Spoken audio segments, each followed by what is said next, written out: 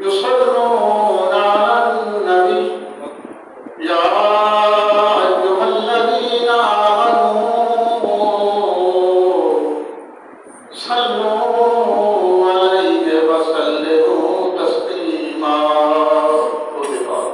الصلاة والسلام عليك يا سيدي يا رسول الله وعلى آلك وأصحابك يا سيدي يا حبيب الله الصلاة والسلام عليك يا سيدي يا رسول الله وعلى آلك وأصحابك يا سيدي يا خاتم النبيين. حمد و ثنا کی بات دعا ہے پروردگار اعظم مجھے آپ کہنے کی آپ کو سن کر ہم سب کو اس پہ عمل کی توفیق عطا فرمائے. الحمدللہ ثم الحمدللہ وبستی تعالی اللہ کے حضور مسجد میں جماعت المبارک کی ادائیگی کے لیے سب سے پہلے آنے کی سعادت نصیب ہوئی. اللہ تعالیٰ اس کی برکتیں اور اپنی شان کے مطابق اس کا جو ثواب عطا فرمائے اور اللہ تعالیٰ ہماری زندگی کی تمام غلطیاں خطائیں لرزشیں صغیرہ کبیرہ گناہ معاف فرمائے. بقیہ زندگی اللہ تعالیٰ قرآن و سنت اپنے خوف و خشیت حضور سرور کونین صلی اللہ تعالیٰ علیہ وسلم کی عشق و محبت وسیلت طیبہ پر اللہ تعالیٰ زندگی گزارنا نصیب فرمائے. الحمدللہ ہم کئی جماعت المبارک کے خطبات میں مسلمانوں کی حالت ذات پہ گفتگو کر رہی ہیں. اہل اسلام کا اہل ایمان کا مقام، ان کی عصمت و شان، ان کے فرائض منصب، ان کی ذمہ داریاں، اس کی گفتگو اور پھر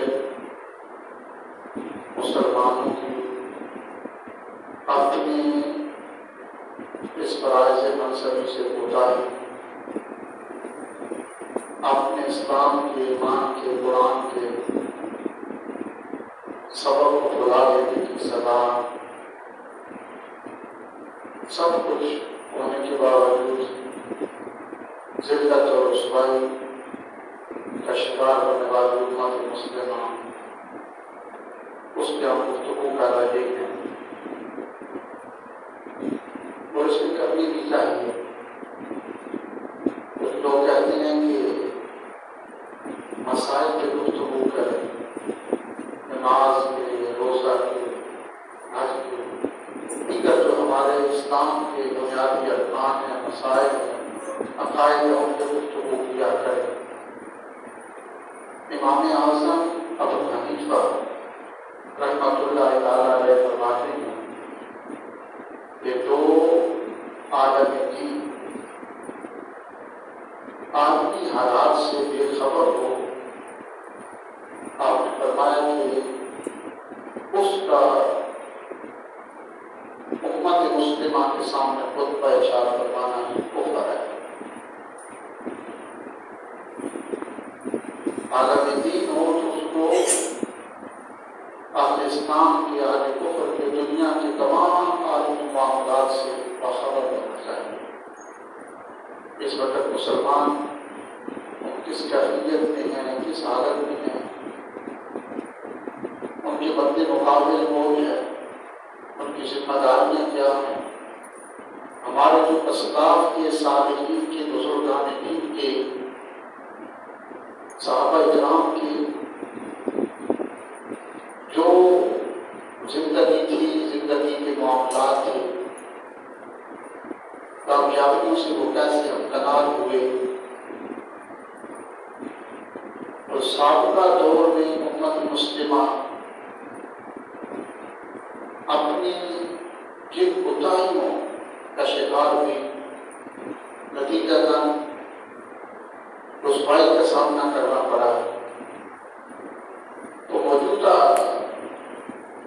یا ہمیشہ کے لیے جتنے بھی علماء ہیں، عالم دین ہیں، اور امت کے سامنے، عوام کے سامنے قرآن و حدیث کو بیان کرتے ہیں، ان کو اللہ تعالیٰ نے منبر کی، محراب کی، مصلی رسول کی ذمہ داری سونپی ہے۔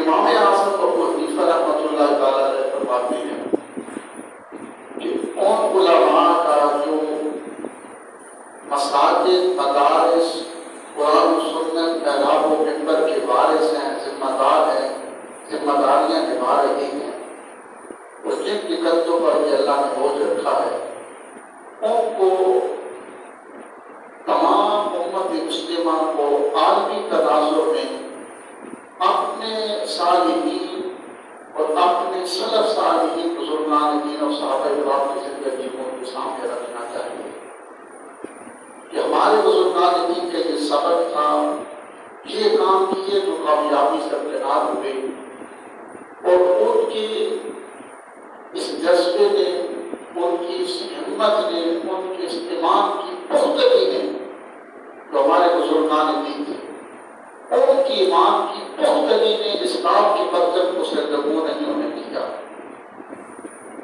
اولادیں قربان کر دی، اپنے خون کی ندیاں بہا دی، وطن چھوڑ دیے، لیکن طاغوتی قوتوں کے سامنے وہ سینہ سپر رہے اور ڈٹ کر کھڑے رہے، اور جو بھی ہاتھ اسلام کے مطلب کی طرف بڑھا اس کو کاٹ کے رکھ دیا۔ یہ صبر تھا، یہ زندگی تھی، یہ معاملات ہے ہمارے بزرگان دین۔ ہم نے ان کو بلایا، آج نتیجہ ساری امت کے سامنے، سارے عالم اسلام کے سامنے ہے کہ ہم کس طرف جا رہے ہیں۔ ان کے پاس کچھ بھی نہیں تھا، بظاہر دنیاوی قوت اور طاقت کے لحاظ سے کچھ بھی نہیں تھا، اگر تھا تو صرف ایمان کی قوت تھی، اسلام کی قوت تھی، قرآن کی قوت تھی، خدا اور رسول کا دامن مضبوطی سے ان کے ہاتھوں میں تھا۔ وہ 313 تھے، یہ چند سپاہی تھے، پھر کفر کی، طاغوت کی، شیطانی قوت ان کے سامنے ٹھہر نہ سکے۔ طارق بن زیاد اگر اندلس کے ساحل میں جا کر اپنی کشتیاں جلا کر چند جوانوں کے ساتھ اس ملک کا رخ کرتا ہے تو پورے اندلس پر اپنی ایمانی قوت کے ساتھ اسلام کے برکت کو لہرا دیتا ہے، اور آج مسلمانوں کے پاس بظاہر دنیا کے سارے اسباب، ساری قوتیں، ساری طاقتیں، جنگی ساز و سامان، جنگی سپاہی، سب کچھ ہونے کے باوجود آج مسلمان زوال کا شکار ہے، پستی کی طرف جا رہے ہیں، دبتے جا رہے ہیں، پیچھے ہٹتے جا رہے ہیں۔ اس کی وجہ کیا ہے؟ اس سب کچھ ہونے کے باوجود ایک چیز ہمارے ہاتھ میں نہیں ہے، اور وہ کیا ہے؟ ایمان کی طاقت، اسلام کی طاقت، محبت الہی اور محبت رسول کی طاقت ہمارے ہاتھ میں نہیں ہے۔ نتیجتاً آج بڑی بڑی وہ کفر کی وہ طاقتیں جن کے پاس کچھ بھی نہیں ہے، وہ بھی آج اہل اسلام کو، عالم اسلام کی بڑی بڑی طاقتوں کو آنکھیں دکھا رہی ہیں۔ اس کی وجہ کیا ہے؟ کہ مسلمانوں کو جو سبق ملا تھا دربار نبوی سے، ہم نے وہ بھلا دیا۔ بزرگان دین کی زندگی کو ہم نے کبھی پڑھا نہیں ہے، ہمارے اسلاف کیسے کامیابیوں کے جھنڈے گاڑتے چلے گئے، ہم نے اس کو دیکھا ہی نہیں۔ آج وہ بدقسمتی سے ہمارے ہاتھ میں موبائل پکڑا دیے گئے، ہم اس سے برابر ہے ہی نہیں۔ قرآن بھی پڑھنا ہے تو ہم نے موبائل بھی پڑھنا ہے، گانے بھی سننے ہیں تو قرآن اس موبائل پہ ہی سننے ہیں، کسی کو گالی گلوچ بھی دے دیا تو اسی موبائل پہ دے دیا، کسی سے لڑائی جھگڑا بھی کرتا ہے تو اسی بھی کرنا ہے۔ کہاں اپنے سبق، اپنا سب کچھ جو دربار رسالے سے ہمیں پیغام ملا تھا اسلام کو مسلمان کو ایک سبق یاد کروایا تھا، ہم نے وہ سب کچھ بلا دیا۔ اگر ہمارا آج کرکٹ کے میدان میں ہمارا ملک یا ہماری ٹیم میچ ہار جائے، ہم جوش میں آ کے غیرت میں آ کر ٹی وی توڑ دیں گے، سکرینیں ٹوٹ جائیں گی، آپے سے باہر ہو جائیں گے، لیکن آج کسی مسلمان کی گردن کٹے، غزہ کے اندر خون کی ندیاں بہیں، کشمیر طرف نہ رہے، افغانستان کو آگ اور خون میں دھکیل دیا جائے، شام میں خون کے دریا بہا دیے جائیں، حضور کے ناپاک آگے چھپتے رہے، قرآن آگ میں جلتے رہے، تو کبھی کسی مسلمان کے ماتھے پہ غیرت کی وجہ سے بل پڑے۔ کرکٹ کی ٹیم ہماری ہار گئی تو سکرینیں ٹوٹ گئی، اگر اسی سکرین پہ ہمیں دکھایا جائے کہ حضور کی ناپاک کھاتے چھاپے جا رہے ہیں، اسلام کی توہین ہے، مسلمانوں کو کاٹا جا رہا ہے، ظلموں پر بریت دکھائی جائے، قرآن جلائے جا رہے ہیں، تو کبھی سکرینیں ٹوٹی ہیں؟ نہیں ٹوٹی۔ اس کی وجہ یہ ہے کہ ہمارا ایمان کمزور ہو جاتا، نام کا ایمان بھی نہیں رہا۔ پہلے جتنے بھی آپ دیکھیں نا، امام حسین کے بدلے مقابل یزید کھڑا تھا، کتنی یزیدی فوج تھی، سب کی چہرے پہ داڑیاں تھیں، سب کے سروں پہ امامے تھے،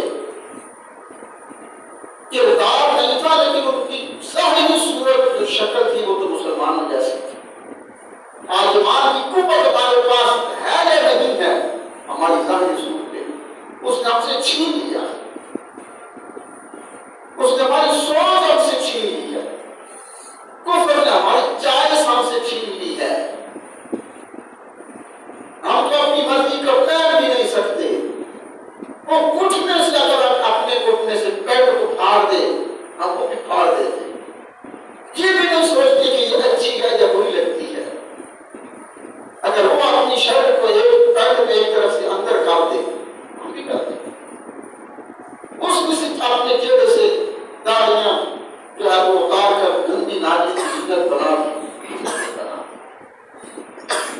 آج اپنا نیچے دیکھیں گا، اوپر دیکھیں، عالم اسلام کے بادشاہ، عالم کفر کے بادشاہ ایک لائن میں کھڑے ہوں، وہی پینٹ کوٹ ہے، وہی ٹائی ہے، وہی کلین شیب ہے، ایک جیسے جوتی ہے، لباس ہے، ایک جیسے زبان ہے، زبان تک بھی نہیں ہم بول سکتے، کفر میں راس نہ ہو جائے، اور وہ ڈرتا ہوا ہے کہ جس نے بات کرنی ہماری زبان میں کرے گا، اور ہم کانپتے ہیں کہ اپنی زبان اس کے سامنے نہیں بول سکتے، اس نے ہماری زبان چھین لی، ہماری چائس چھین لی، ہمارے لباس چھین لیا، ہماری پہچان چھین لی، ہماری گفتگو چھین لی۔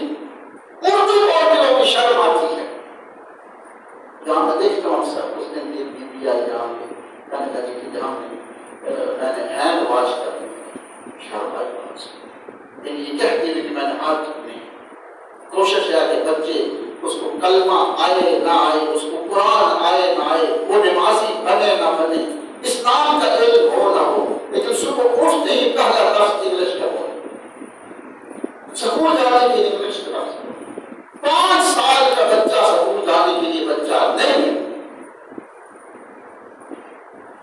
5 سال کا بچہ سکول جانے کے لیے بچہ نہیں ہے، 15 سال کا بچہ صبح اٹھ کے نماز کے لیے وہ بچہ ہے، بچہ سونے دو، 15 سال کا بچہ ہے سونے دو، ابھی تو بچہ ہے، اور 5 سال کا بچہ جو سکول جانے کے لیے اٹھے، نہیں بچہ نہیں، جیسے سکول جانا اس کو تیار کرو، اور انگریزی سیکھنے کے لیے، دنیا کی تعلیم سیکھنے کے لیے 5 سال کا بچہ ہے، سب کچھ ہم سے چھین لیا گیا، اور ہم اسی فخر میں کہ ہم مسلمان، کچھ بھی نہیں تھا، 313 تھے جو دنیا کی سپر طاقت عرب کو مٹی کی ٹوٹ تھا، اور آج اپنی طاقت قوتیں سب کچھ پوری عرب کے حکومت، لیکن کیا ہے سب کچھ ہے تو بم، بارود، گولا، اسلحہ، سپاہی،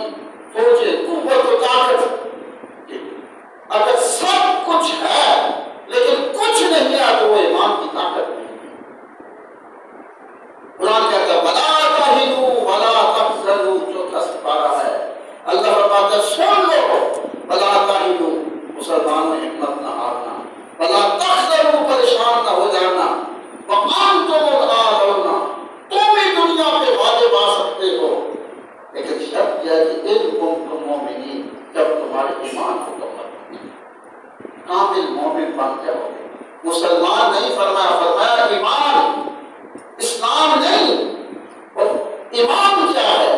فرمایا کہ ہر چیز سے بڑھ کر ذات مصطفیٰ سے محبت کرنا. حضور نے جو فرما دیا اسی کے مطابق تم نے زندگی گزارنی ہے. یہ تمہارا ایمان ہے.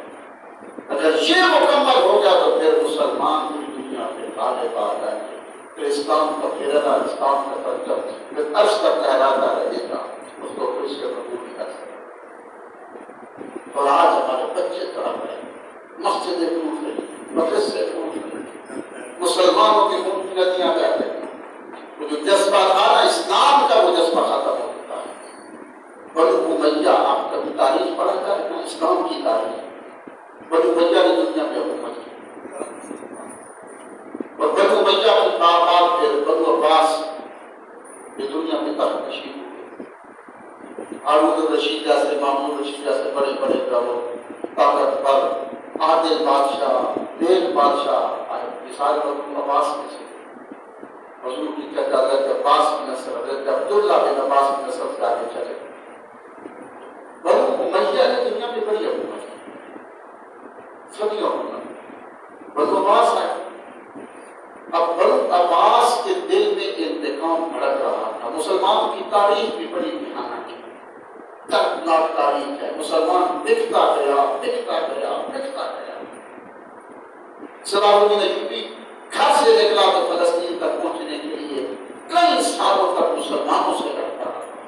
مسلمان راستہ روک کے کھڑے رہے، ہر قدم میں مسلمان راستہ روک کے کھڑے ہو جاتے تھے. مسلمان صلاح الدین ایوبی کی پہلی طاقت جو ہوئی تھی وہ فلسطین میں آ کر وفا سے ہوئی. جتنے سال وہ نکلا، کرد قبیلے سے نکلا، لڑتا رہا، لڑتا رہا، لڑتا رہا، مسلمانوں سے لڑتا رہا.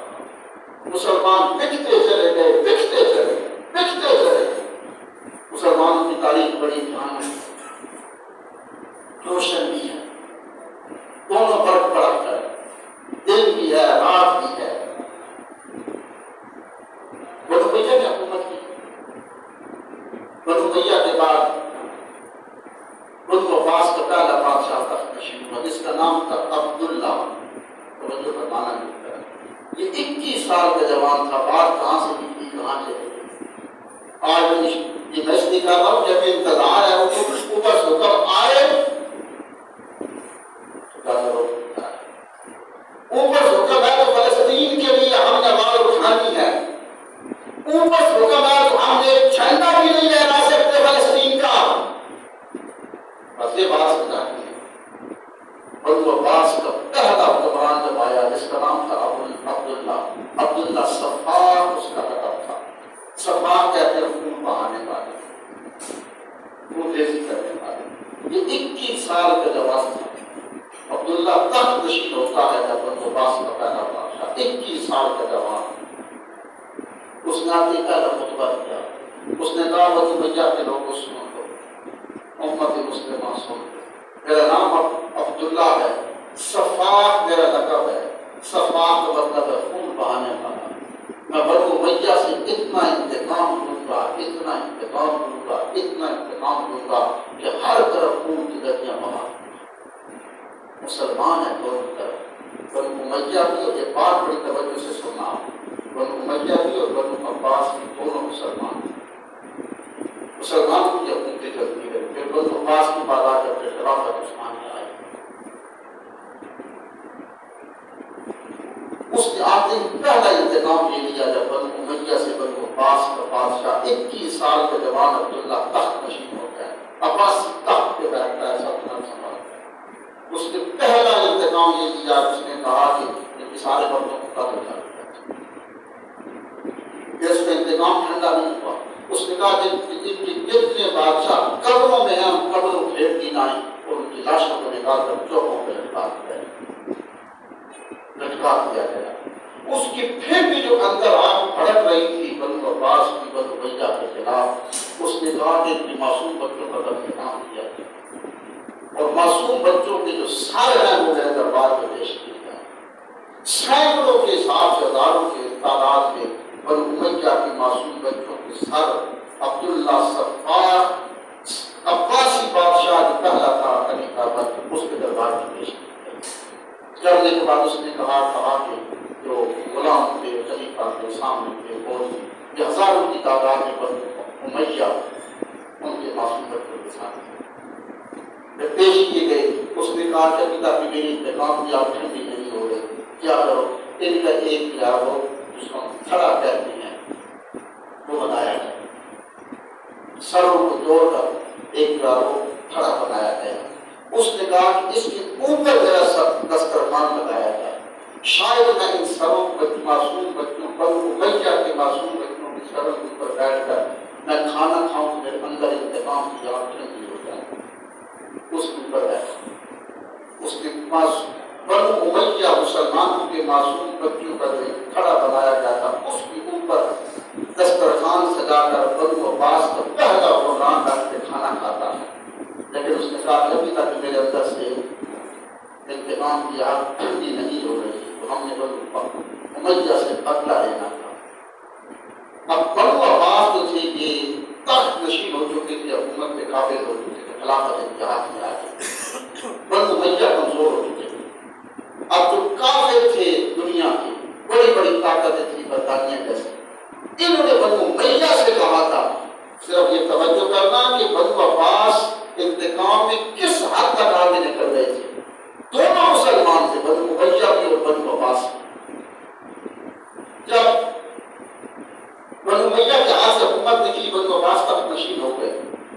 اس وقت بنو امیہ نے پوری کوشش کی کہ ہم حکومت واپس لے لیں, کچھ بھی کریں, لیکن قتل عام جاری تھا, خون کے درجات آ رہے تھے, مسلمانوں کا بار ہے.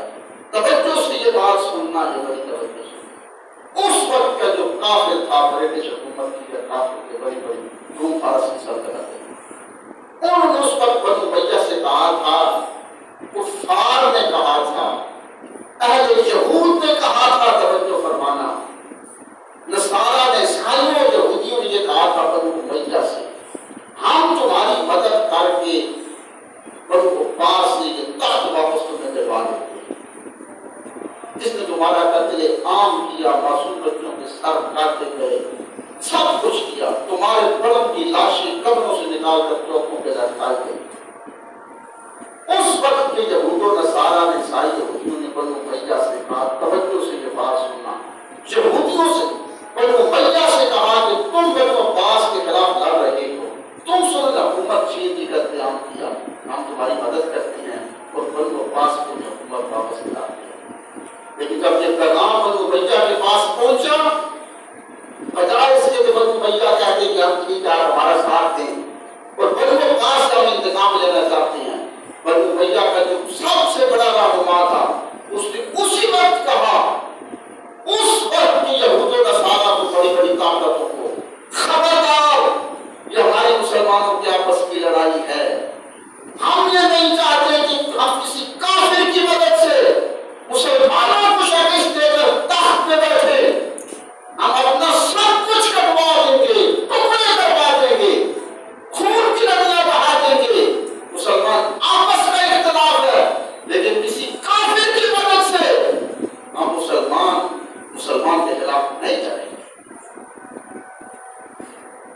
ایسا نہیں, اتنا ظلم, اتنا انتقام, لیکن پھر بھی بنو امیہ نے کہا تھا, کفار کو تو ٹوٹ دبا دیا تھا, تم نے کیا سمجھ لیا کہ کافر ہو کر, یہودی عیسائی ہو کر ہمیں کہو گے کہ ہم جو ہے وہ تمہاری مدد کرتے ہیں, مسلمانوں کے خلاف کو مار لیں گے, ہم ٹکڑے کروا دیں گے, نسلیں تباہ کروا دیں گے, خون کی ندیاں بہا دیں گے, لیکن کبھی کسی کافر کی مدد دے کر کسی مسلمان کا بدلہ نہیں کریں گے.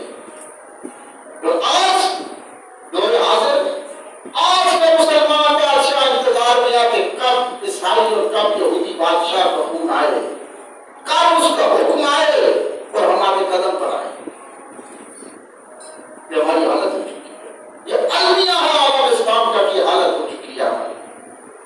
سیدنا امیر معاویہ رضی اللہ تعالیٰ, حضرت سید علی مرتضیٰ شیر خدا کرم اللہ تعالیٰ وجہ الکریم کا بظاہر ایک اجتہادی اختلاف تھا. یہ امیر معاویہ جو صحابی رسول ہے اور سیدنا علی مرتضیٰ کو جو کائنات کی شان سے نظردار, کائنات کے سردار کے ظاہری اختلاف تھا ظاہر.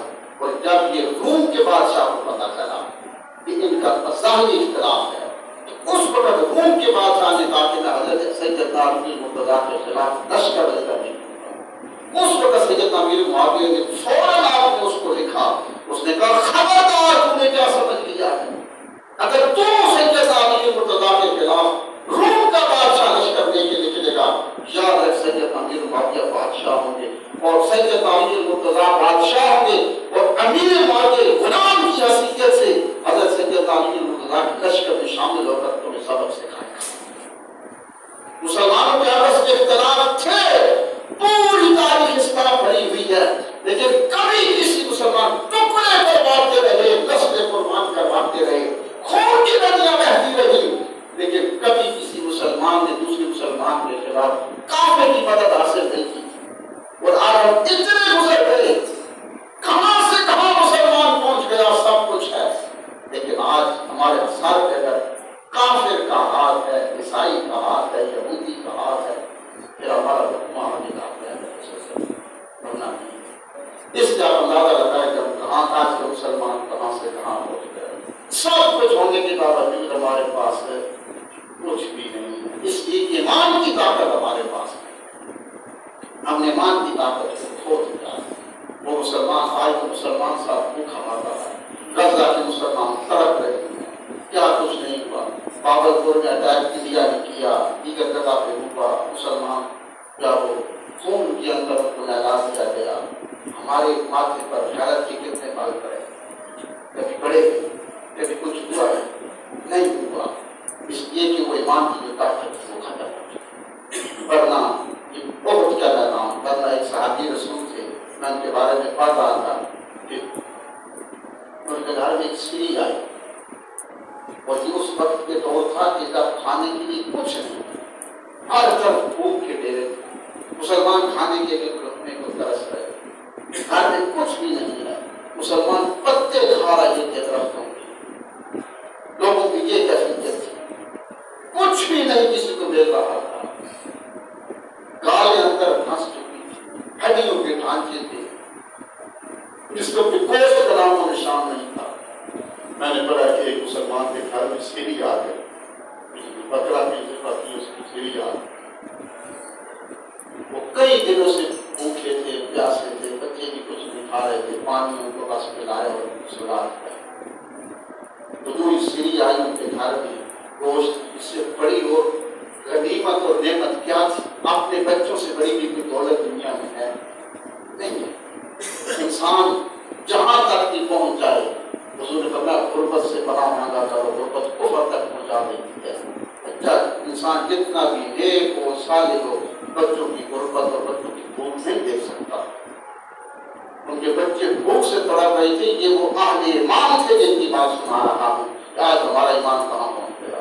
ان کے گھر میں سیری آ گئی، ان کے بچے بھوک سے رو رہے ہیں، ہفتوں سے کچھ نہیں کھایا، تو بیوی کہنے لگی اپنی خامن سے، ہمارے ہمسائے نے جو کچھ نہیں کافی دنوں سے کھایا تھا، ایسا کرو بچوں نے ابھی دیکھا نہیں ہے، بھوک سے رو رہے ہیں، جب اس کے بعد کی سیری ان کے گھر میں دے آئے، ان کے گھر میں بیمار بھی پڑے گا، جب ان کے گھر میں پہنچی انہوں نے کہا کہ یہ سیری کسی نے نہیں دیکھی، اگلے گھر میں لے آؤ، وہاں پہ بزرگ بھی ہیں، بوڑھے نوجوان ہیں، ان پر برداشت کرتے ہیں۔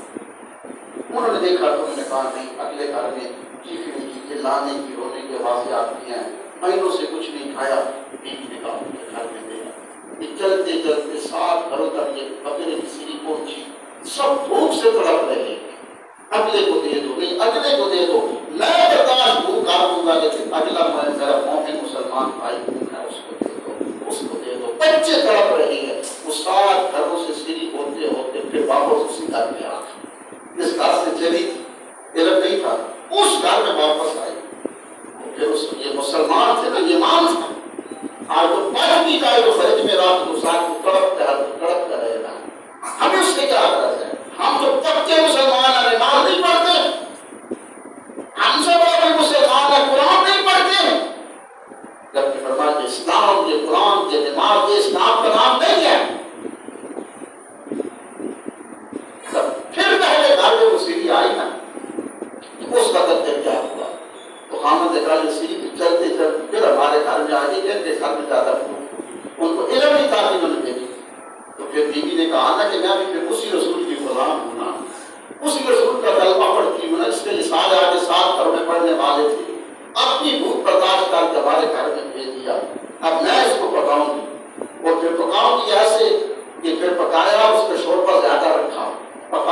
معاشرے کو بالٹی اٹھائی سالن کی پھر سارے گھروں میں تقسیم کر دی جا رہی ہے۔ یہ وہ ایمان ہے۔ آج ہم نے اس ایمان کی دولت کو کھو دیا ہے۔ سب کچھ ہونے کے باوجود آج مسلمان تڑپ رہا ہے، بھوک سے تڑپ رہا ہے۔